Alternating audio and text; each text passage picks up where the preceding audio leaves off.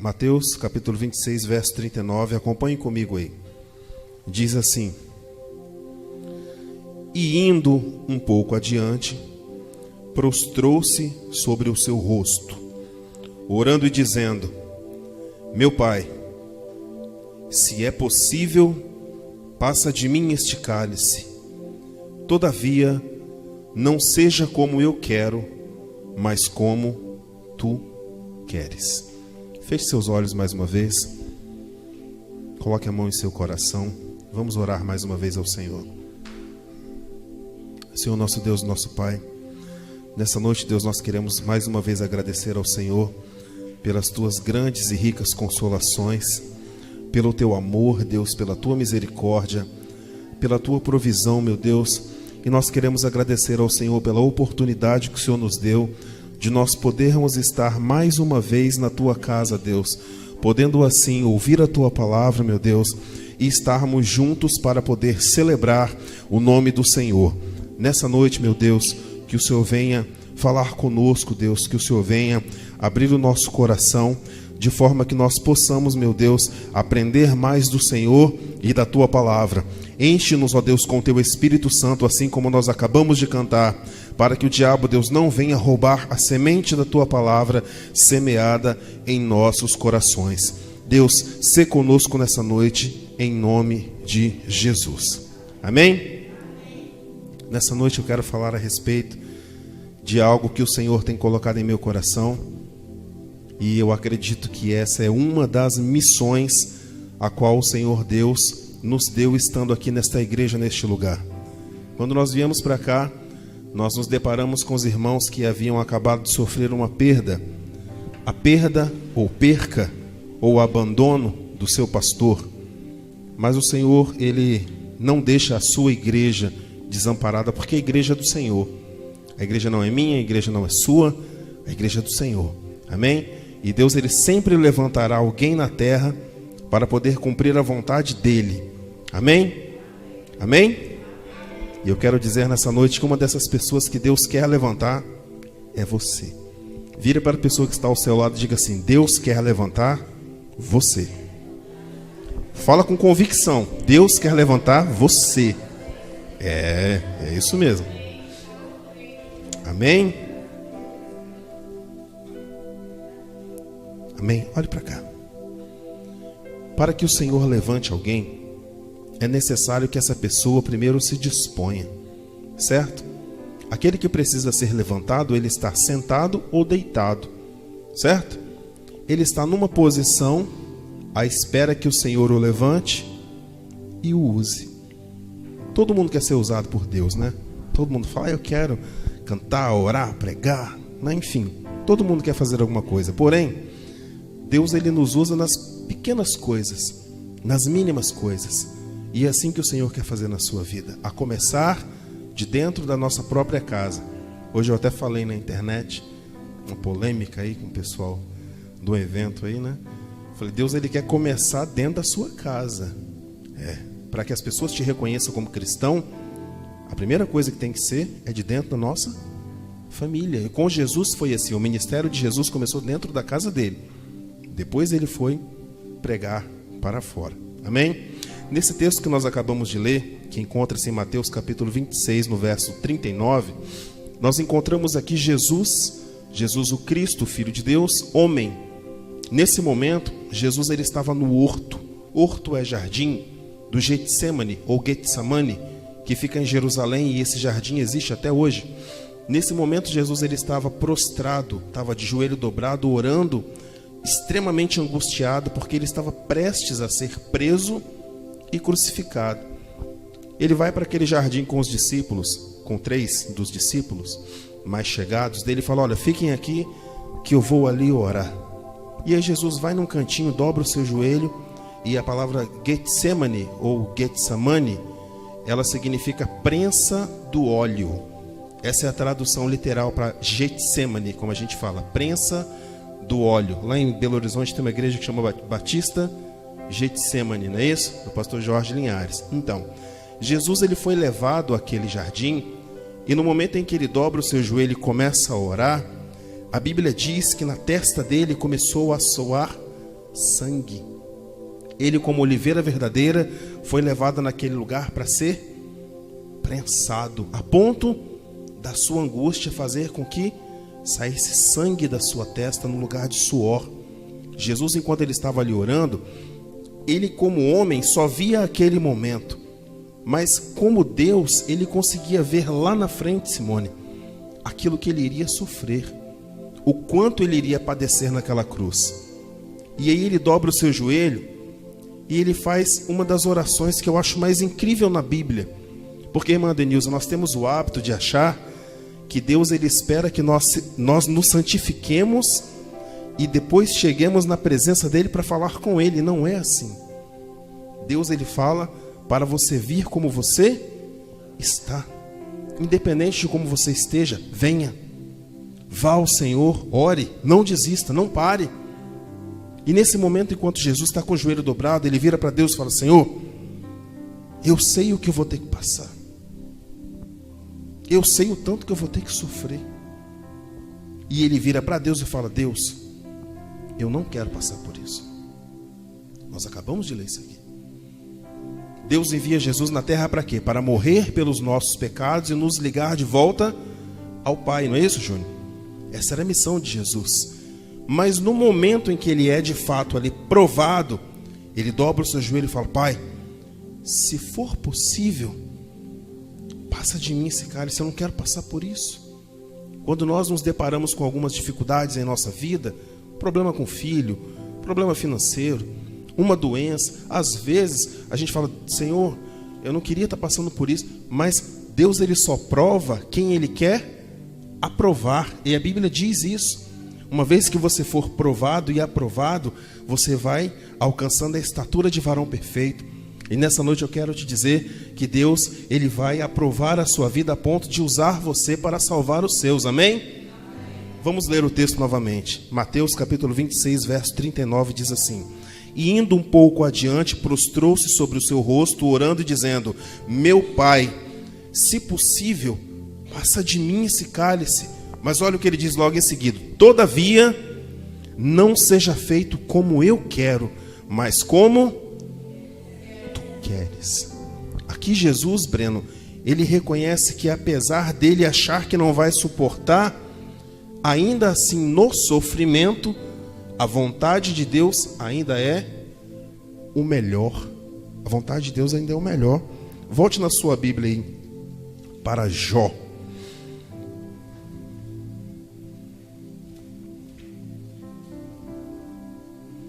Jó está logo depois dos Salmos ali, bem para frente um pouquinho. Para frente não, desculpa, está antes. Ó, o pastor desviando aqui. É isso mesmo? É um livro antes de Salmos, irmãos, me perdoem. No último capítulo de Jó, aquele homem que estava podre em vida.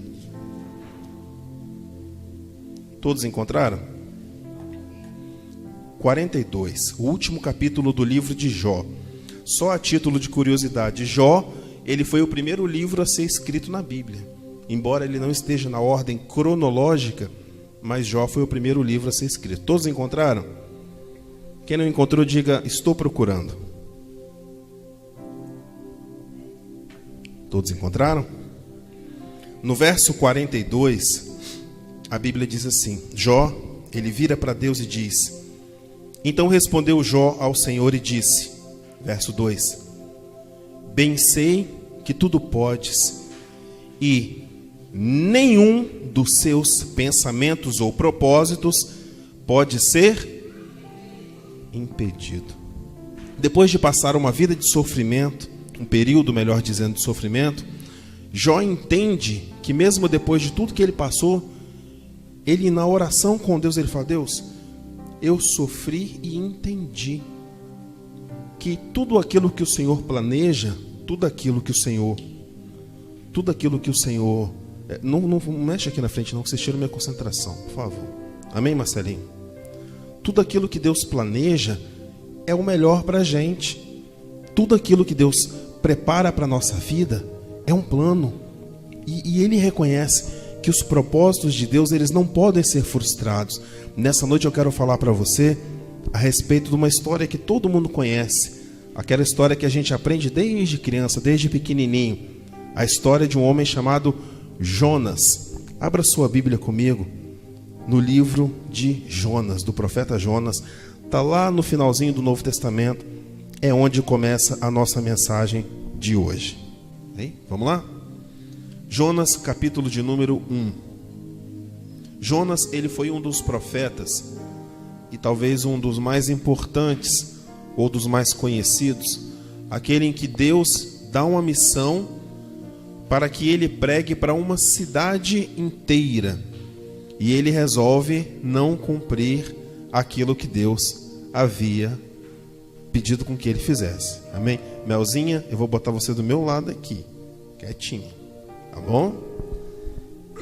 Jonas, capítulo de número 1, diz assim: E veio a palavra do Senhor a Jonas, filho de Amitai, dizendo: Levanta-te, vai à grande cidade de Nínive e clama contra ela, porque a sua malícia subiu até mim. Alguém leia o verso 3, por favor, em voz alta.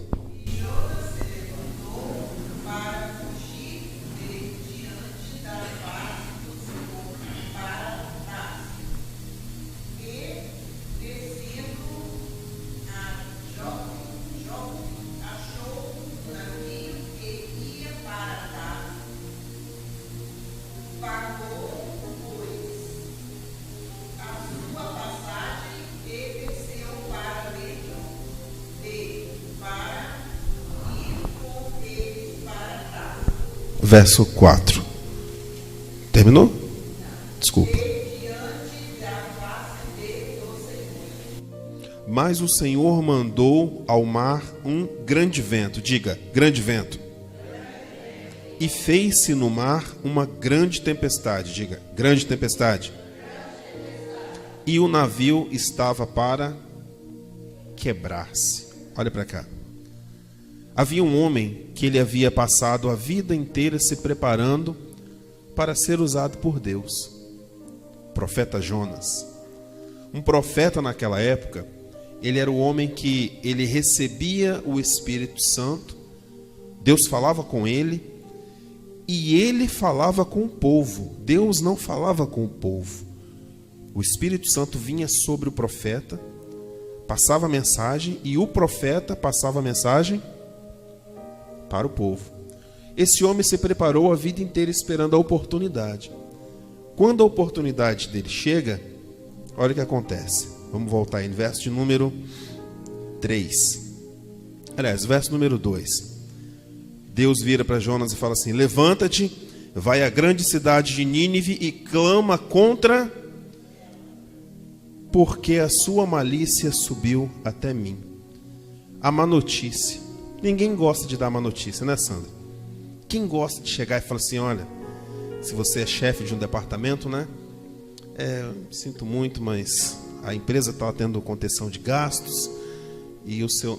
Ninguém gosta de despedir o outro, né, Sandra? Ou então falar assim: olha, ninguém gosta. Não, mas aí não é nem a pessoa, a gente pode falar que, né? Não é nem a própria pessoa que está fazendo isso. Mas ser portador da má notícia é algo que ninguém quer. A oportunidade desse profeta chega para profetizar a uma cidade, e ele já sabia que no momento que ele chegasse naquela cidade, provavelmente ele seria rejeitado. Porque quando você tem uma palavra de vitória, de bênção, de prosperidade, todo mundo quer ouvir. Mas quando acontece o mal, e o profeta chega para você e fala assim: olha, o Senhor manda te dizer isso, assim, assim, assim, assim, se conserta. Ninguém quer. É ou não é? Diante dessa missão, olha o que acontece. Verso de número 3. E Jonas se levantou para fazer o quê? Para fugir diante da face de Deus, do Senhor, para Tarsis. E descendo a Jope, achou um navio que ia para Tarsis. Deus mandou ele para um lugar, para o sul, e ele foi para o norte. Pagou, pois, a sua passagem e desceu para dentro do navio para ir com eles para Tarsis, diante da face do Senhor. Ele havia pago a passagem, sim ou não? Ele tinha o direito de estar ali? Tinha. Ele pagou. Não é isso? Ele pagou, beleza. É igual de vez em quando alguém pergunta, né? Esse dia chegar lá em casa, fala, eu tô querendo ir embora, porque a barra não sei o que, não sei o que, não sei o que, e tal. Eu falei, mas você vai fazer o que? Para onde você vai? Eu não sei, tal, aquela conversa de sempre. Mas na verdade já estava tudo decidido, a pessoa só vem informar. Eu falei, bom, você não está querendo um conselho, você está me comunicando que você está indo embora, não é isso? Então vai. Foi isso que ele fez aqui em Aninha. Deus mandou ele fazer uma coisa, ele planejou tudo o contrário e foi. Eu paguei, como diz a mulher, né? Eu estou pagando, e foi. Para onde Deus havia mandado ele não ir. Sabe o que aconteceu? Segue o texto comigo. Verso 4. Mas o Senhor mandou ao mar um grande vento, e fez-se no mar uma grande tempestade, e o navio estava para quebrar-se. Nós lemos lá em Jó, no capítulo de número 42, quando Jó vira para Deus e fala, bem sei que nenhum dos seus planos podem ser frustrados. Ainda, irmã Denilza, que aquilo nos cause dor. Se for o propósito de Deus, você vai ter que passar. Eu sinto muito te falar isso. Se for o propósito de Deus, não tem jeito. Não tem outro para passar. Alguém tinha que morrer pelo pecado da humanidade. E quando Deus no céu olha para a humanidade e diz, a quem enviarei? E quem há de ir por nós? Jesus se levanta e fala, Pai, eis-me aqui, envia-me a mim. É dele que está falando o profeta Isaías. Vocês conhecem o texto? Ele sabia que ele deveria vir para padecer, sofrer pelos nossos pecados. Mas na hora que o bicho pegou, Jesus, o Filho de Deus, vira para ele, Pai,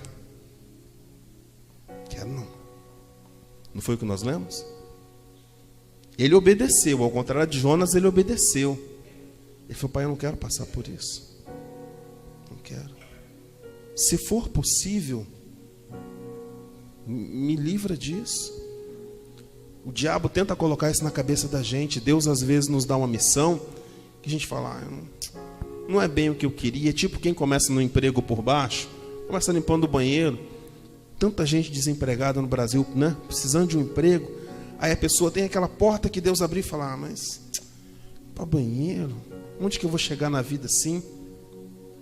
É ou não é? A pessoa não valoriza aquilo ali. Talvez essa seja a embarcação que Deus te colocou para poder te levar num lugar mais alto. É ou não é? Jesus, como servo obediente ao Pai, logo depois ele fala, Senhor, contudo seja feita a tua vontade e não a minha. Segue o texto comigo. Verso de número 5. Então temeram os marinheiros e clamava cada um ao seu Deus, e lançavam no mar as fazendas que estavam no navio para aliviar o seu peso. Sabe o que é isso aqui?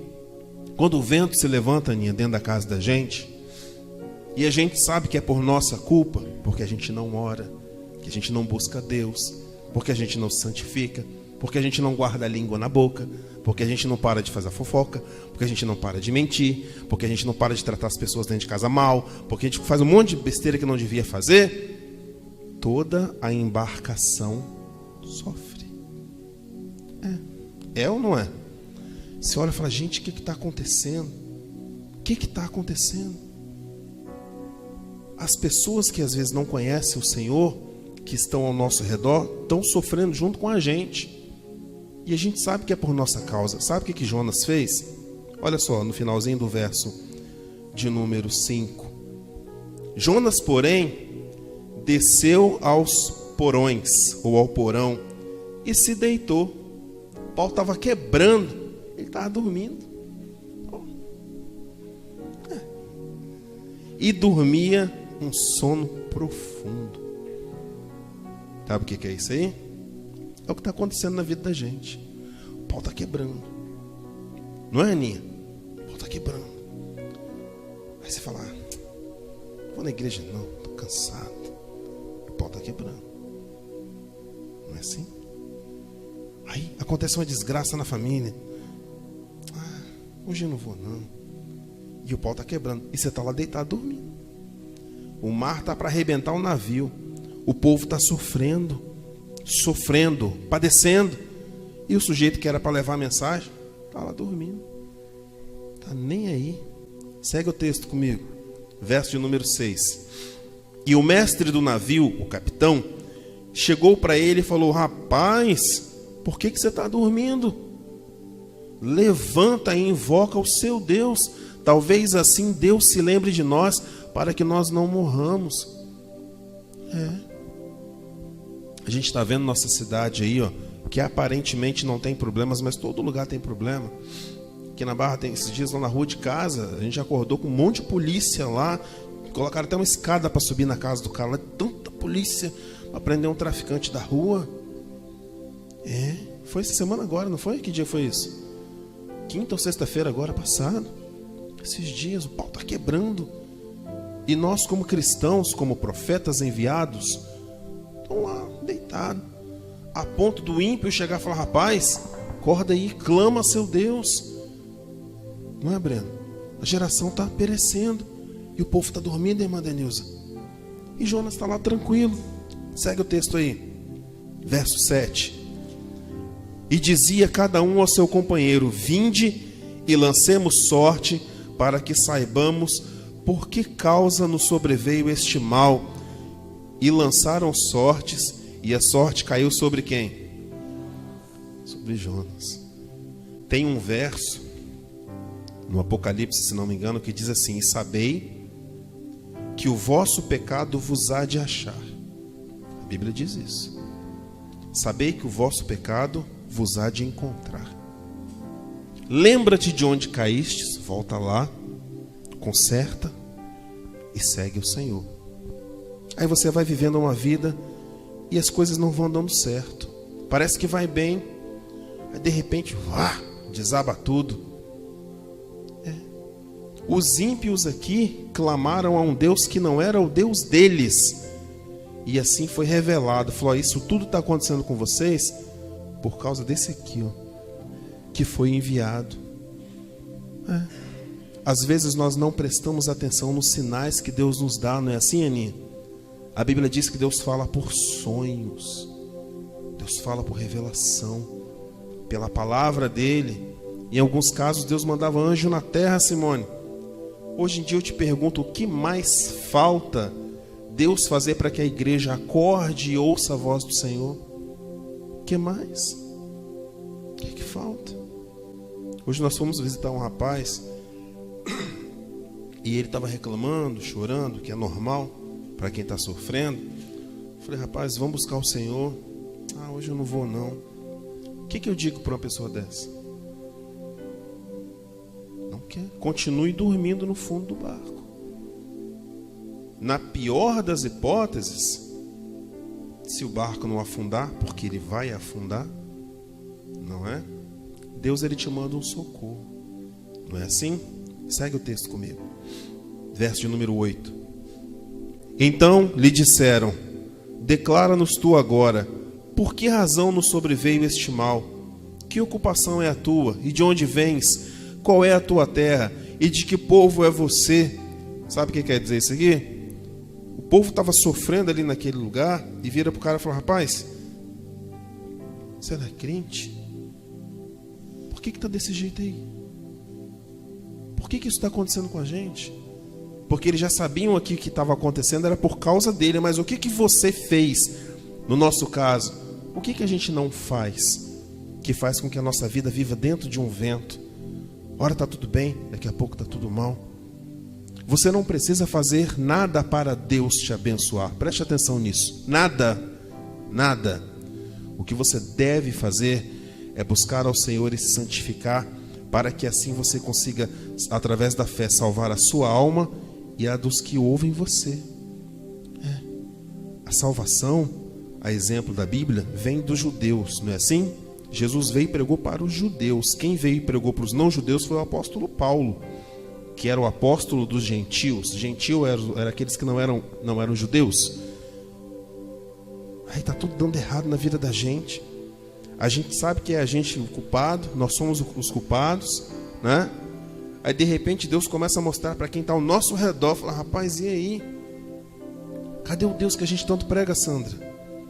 Cadê o Deus de milagres, irmã Denilza? O Deus da prosperidade, o Deus da cura.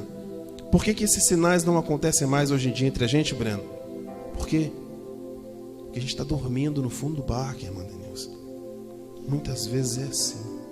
A gente pode querer não admitir, como ele que não quis. Deus nos deu uma missão de resgatar os nossos, a começar para os céus. E muitos têm escolhido o fundo do barco e ficado ali quietinho. Aí a tempestade vem, alvoroça tudo, e as próprias pessoas que estão ali em volta, como aconteceu com Jonas, viram para a gente e falam: e aí, qual é a posição que nós vamos tomar? O que você fez para Deus estar desse jeito? Olha o que ele responde. Verso de número 9. E ele disse: eu sou hebreu e temo ao Senhor, o Deus do céu, que fez o mar e a terra seca. Então os homens se encheram de grande temor e lhe disseram: por que fizestes isso conosco? Pois sabiam os homens que fugia de diante do Senhor, porque ele tinha dito. Alguém leia o próximo verso, por favor. 11.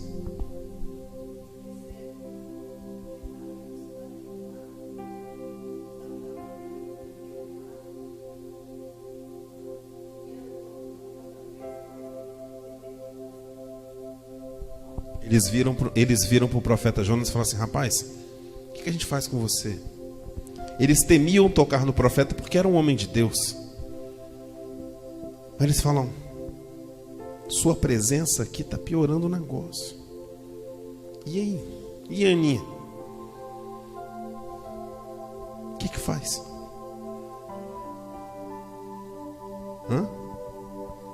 O que faz, Breno? E João, faz o quê? Olhe para cá, eu gostaria que você ouvisse isso e nunca mais esquecesse. Nunca mais. Quando, eu não quero aqui criticar ninguém, eu só estou citando o exemplo do que aconteceu. Quando a antiga igreja que residia nesse prédio foi desfeita de uma forma desordeira, as pessoas que estavam aqui orando tiveram a sua fé afrontada a ponto de serem chamados de bruxos, macumbeiros, oração de macumbeiro. E aí as pessoas no total, no geral, têm a ideia de que o pastor é um ungido do Senhor. O pastor é igual a você. Está errado? Deus corrige. É assim, Sandra? Não há homens, presta atenção nisso, não há homens intocáveis no reino de Deus, porque o reino é dele. A igreja é dele. Com o ungido do Senhor, é o Senhor que trata. Errou, trate com ele. Nós estamos vendo isso aqui, sim ou não? Sim ou não? Esses homens que estavam aqui não serviam ao mesmo Deus que Jonas. Lógico, eles tiveram respeito. Falou: o que a gente faz com você? Aí ele vira, logo nós vamos ler aqui, e dá a solução. Aprenda isso, não existem homens intocáveis no púlpito em lugar nenhum, a não ser que a igreja seja dele mesmo. Ele é o dono e o Deus da igreja. Mas se for uma igreja do Senhor Jesus, o púlpito é do Senhor Jesus. A igreja é do Senhor Jesus. E é Ele que manda, é Ele que levanta, é Ele que abate, porque Ele é Deus. Amém? Segue o texto aí. Verso 12, diz assim: E ele lhes respondeu: levantai-me e lançai-me no mar, e o mar se aquietará, porque eu sei que por minha causa vos sobreveio grande tempestade. É onde a gente não reconhece, Sheila. A gente sabe que muitas vezes o problema está acontecendo pelas nossas atitudes. É um casamento mal sucedido que chega num ponto insuportável, e ao invés da gente falar assim: peraí, a culpa é minha, um dia eu preciso mudar. Não, continua dormindo no fundo do barco. Não é? Sim ou não? É um trabalho que muitas vezes você insiste naquilo em que Deus não tem para você. Você já viu que não, Deus não me quer aqui. E persiste. E a gente estava conversando hoje, né, Júnior? De uma garota que nós conhecemos. Ela fez faculdade. Eu trabalhei com o pai dela. Um dia o pai dela me falou assim: os patrões aqui dizem que filha de motorista não faz faculdade. E eu vou provar para eles que faz. E o homem se arrebentou de trabalhar. E trabalhava dia e noite. Ele trabalhava muito para pagar uma faculdade para a filha. A filha foi para fora, estudou, fez a faculdade, se formou, tudo certinho. E ela voltou para a cidade e virou motorista igual o pai. Aí eu te pergunto, precisa fazer faculdade para virar motorista? Não era mais fácil ter buscado a direção de Deus lá atrás e ido no caminho certo? Sim ou não? A irmã Denilza tem filhos formados na faculdade, outras pessoas aqui também têm. Uma faculdade é caro. O dinheiro que ela gastou na faculdade, ela comprava um caminhão. Comprava ou não comprava? Não é, Sandra? Ouvisse Deus ali atrás, Maria Lúcia, e fosse no caminho, obedecesse. Deus falou, vai por aqui. Mas aí sofreu, lutou, batalhou, sofreu, para voltar para onde Deus queria. Segue o texto comigo. Verso de número 13. Entretanto, os homens remavam, esforçando para alcançar a terra, mas não podia, porquanto o mar ia se embravecendo cada vez mais contra eles. A pessoa tenta ajudar às vezes, mas não tem jeito. Deus falou, faça. E é por isso que muitas vezes a gente sofre, irmã Adila. Deus dá uma missão para o seu filho, faz assim, assim, assado. Aí ao invés de você deixar o seu filho ir e fazer, fica ali protegendo e cuidando. Aí o que acontece? É que o povo começa a sofrer. Quem está ajudando começa a sofrer. Os homens começaram a remar, falando, não, nós não vamos jogar você no mar não, vamos tentar sair dessa aqui. Muitas vezes é o caminho errado. Foi o que aconteceu com Pedro e Jesus, lembra? Jesus falou, olha, é necessário que o Filho do Homem seja entregue na mão dos pecadores para ser morto. Aí a Bíblia diz que o diabo entra no coração de Pedro, pula na frente de Jesus e fala, Senhor, de forma alguma o Senhor vai morrer, ainda que eu tenha que dar a minha vida pelo Senhor, não vou permitir que o Senhor morra. Jesus vira na cara de Pedro e fala, para trás de mim, Satanás. Ele não queria livrar Jesus da morte, sim ou não? Sim ou não? Mas o propósito de Jesus era morrer. Era passar por isso. O propósito dele era passar por isso. E aí o diabo entra no coração de quem estava do lado dele, um discípulo, para impedi-lo de cumprir o plano de Deus. Olha como isso é sério. Vem comigo aqui, segue o texto. Verso de número 14. Então clamaram ao Senhor dizendo, Senhor, nós te rogamos, não pereçamos por causa da vida deste homem, e não ponha sobre nós o sangue inocente, porque tu, Senhor, fizeste como te aprouve. Eles nem criam em Deus, mas devido a tudo que aconteceu, irmã Denilza, eles acabam orando a Deus. Às vezes, o nosso sofrimento, Breno, leva com quem está ao nosso redor a reconhecer o próprio Deus. Está vendo?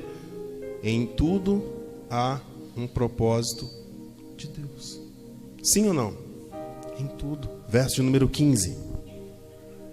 Alguém leia, por favor. Leia em voz alta, por favor.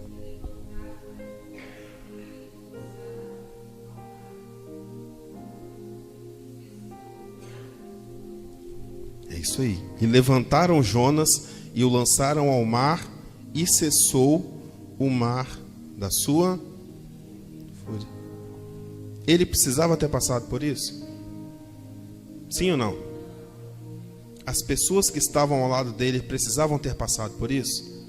Nós lemos lá atrás, quando começou a tempestade, o navio estava cheio de mercadoria, de mantimento, de um monte de coisa que pertenciam àqueles homens. Por causa da desobediência de Jonas, eles perderam tudo.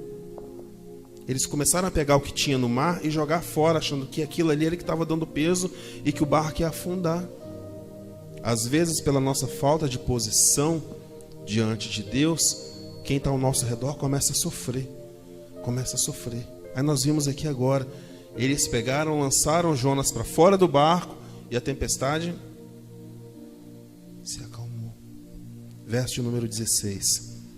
Temeram, pois, estes homens ao Senhor com grande temor e ofereceram sacrifícios ao Senhor e fizeram votos.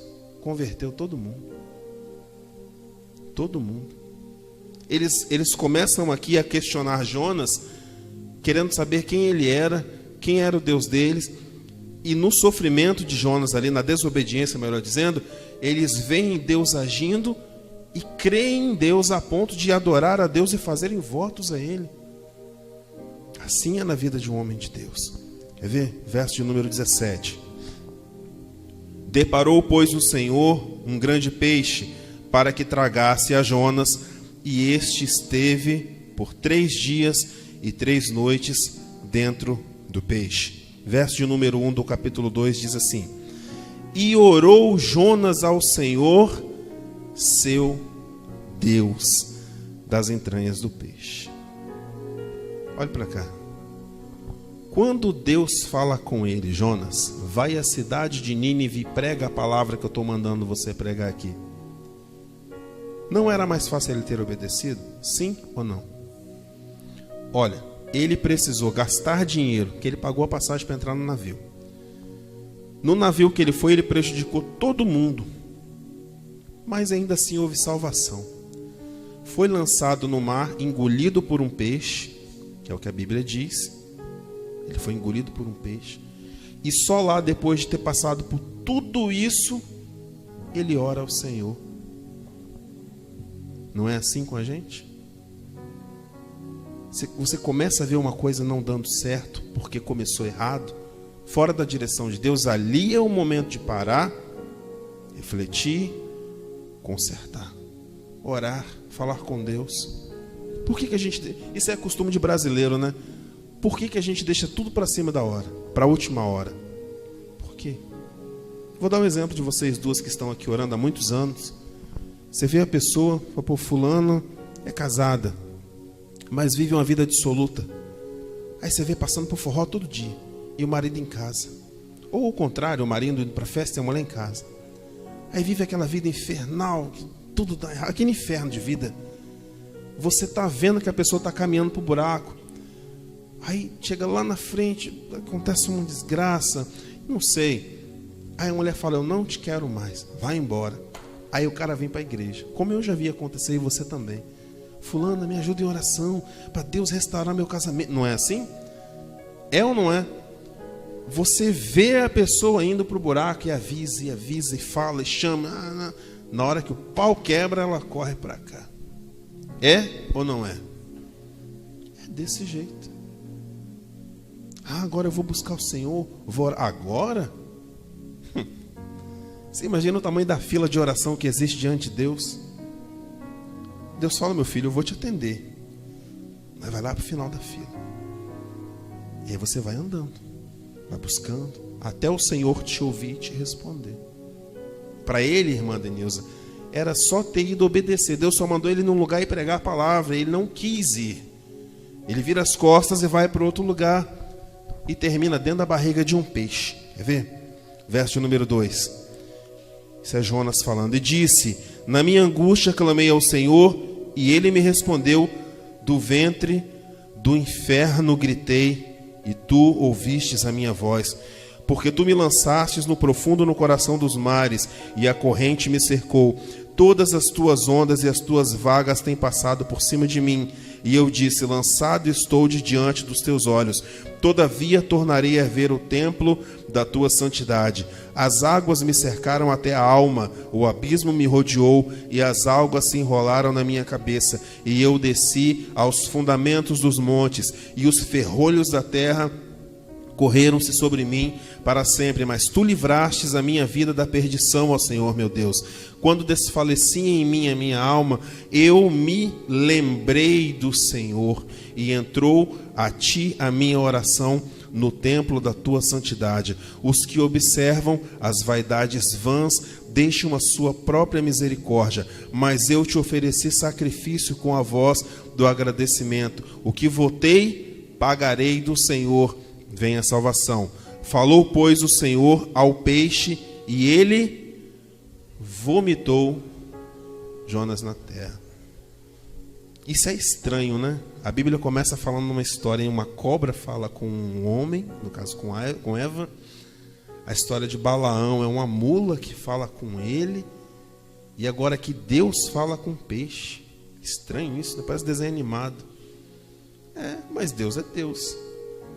Deus fala com peixe. Esse homem era para ter comprado a sua passagem como profeta, entrado na cidade de Nínive como profeta, pregado a palavra como profeta e saído de lá como profeta.